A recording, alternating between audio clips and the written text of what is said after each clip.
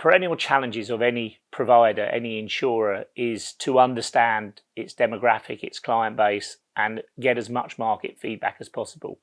There are statistics at regional, local, country, and global level, morbidity tables, mortality tables, but we like working with our customers. Our own customers are probably our greatest source of feedback for us. They understand exactly what they need, and as long as we can act upon their requirements, that's probably the greatest source of feedback that we can get. Customers, our insurance brokers and our partners that we work with, the feedback they give us is immensely valuable for us as we try and develop our value proposition. IMG have just launched a new product range, very much using that big data, that the feedback we've been getting from various sources.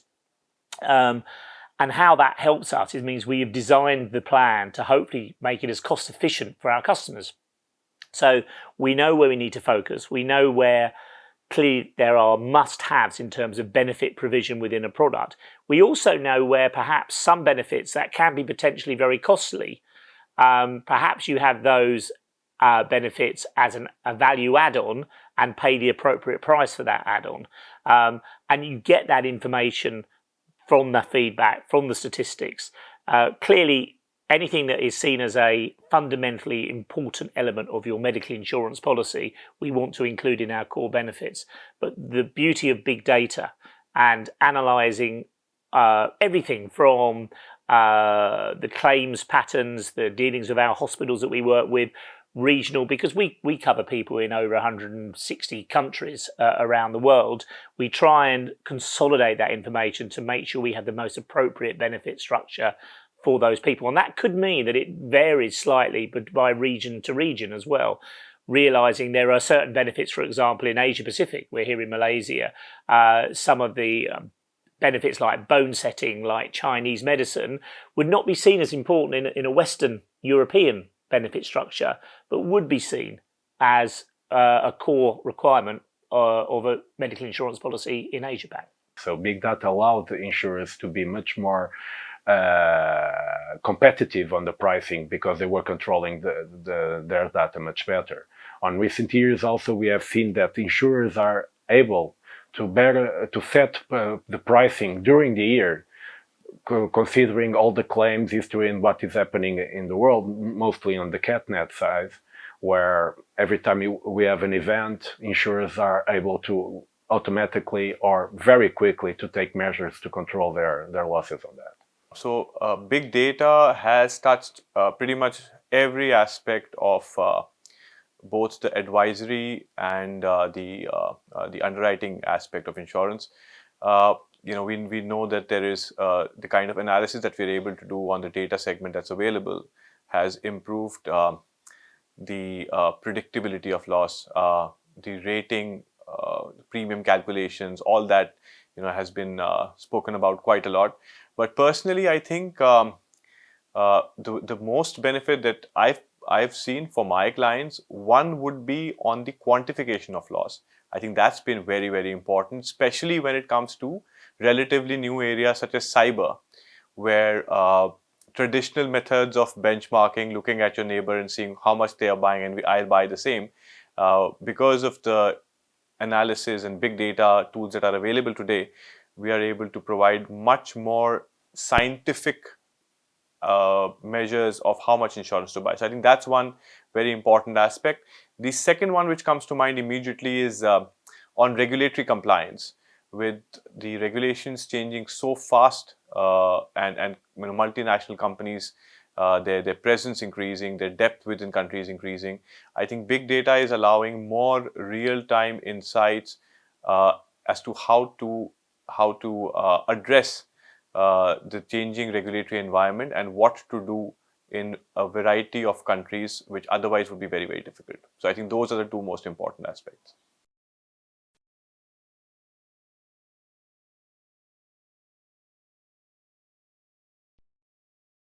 Again, there are so many examples. Let me tell you the latest ask that the client had. This client of mine recently installed face recognition devices at the new fancy office, and we were just kidding around, and the client said, you know what, Tanuj, I'd be happy the day this face recognition software tells me that so many of our employees are not in a good mood today, and maybe potentially this person is feeling a little naughty today, and there might be a financial fraud. So I mean, it sounds quite funny right now, but I don't think that day is too far off. So when we're advising clients right now, we can get deeper into what coverages are really applicable for them in the micro industry segment, and link it to actual losses that have been paid on a very granular level. If a claim were to, if an incident were to happen. So I think for us, that's the most important, one of the most important parts. And it's certainly one thing which the client is very eager to know. So that's been a fantastic reason for us implementing big data tools.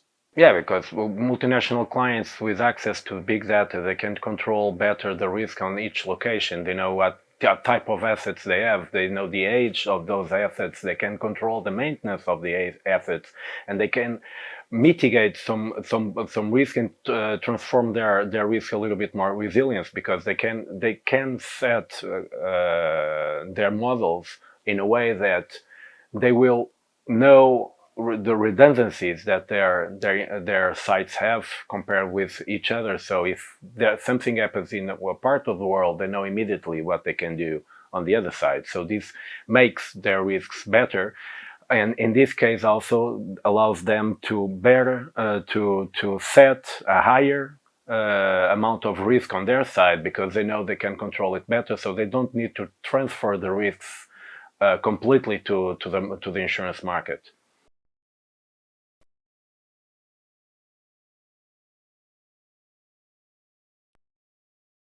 Like I said, if you can see globally what are your risks and what are your redundancies, you can set the retention of your own retention of the risk, and you can go to the insurance market with a part that you really need to do. So this is a very innovative way of managing the risks, and allows the pricing to be more correct and more sensible, and also the deductibles that they are buying from the market. Anything, I believe, that the client gets to know, which gives them a better perspective of the risk, will naturally be a better enabler for any kind of decision making. If I can tell my client very clearly on what the downsides are, their whole business expansion, capital allocation, people empowerment plans, it has a very, very direct impact. So again, look at the subject of climate change, right? So I cannot even fathom that in the absence of big data, how would one look at the climate risk? So if a client of mine today has to decide on which season to store what products in, right? Or is worried about some warehousing risks, is doing an acquisition, and has to look at different geographical areas where the business operates. And so all of those things, I mean, I think climate is a beautiful example of how having big data is enabling business expansion. And in absence of that, we wouldn't be able to do 1/10 of what we are able to do today.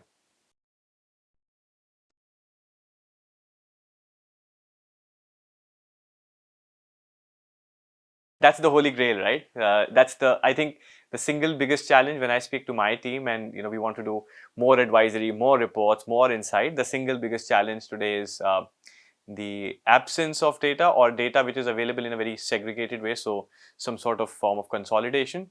So it's a tough one. There is no one answer. I think on the climate side, still, because of the amount of investments even by the country states, there is a lot of government data also available, and there are a lot of organizations which provide that data. For cyber, I personally would think it's pretty fragmented right now. We are, as an industry, and with some other industries, we're coming together with IT security firms and getting together and creating new platforms. So it's still on a it's still work in progress. And there are some more innovative aspects which I don't necessarily think have found their way. for example, social media, a lot of behavioral aspects which are being used for companies to expand business. So, for example, retail uses social media data quite well to target their customers better. We've not really even scratched the surface of using that for risk management. So there are many platforms from which this data is going to be available, but a lot of work needs to be done to make it more meaningful.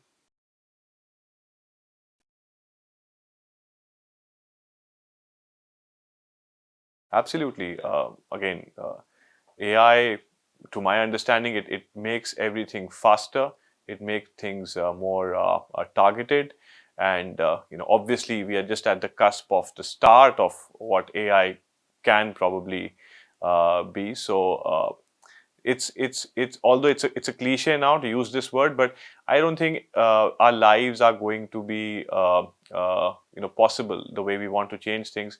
Without AI, a lot of development is not going to be possible. Yeah, everybody now is talking about AI. So AI applied to this big data that is available will make all the decision maker quicker, will allow deeper analysis to that data, and as always, we will get better with this.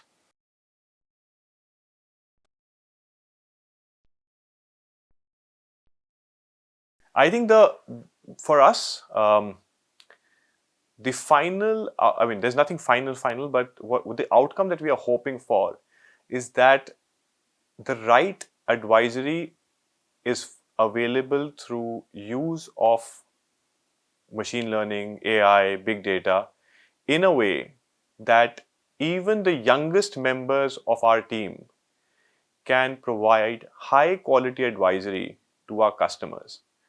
And that's where we have our eye on. So if even the most youngest person, who probably doesn't have as much experience as the rest of us, is dealing with a client, the resources that are available to him or her put him in a position that he's able to provide the right kind of advisory to our clients. So I think that's the near-term goal that we are looking at.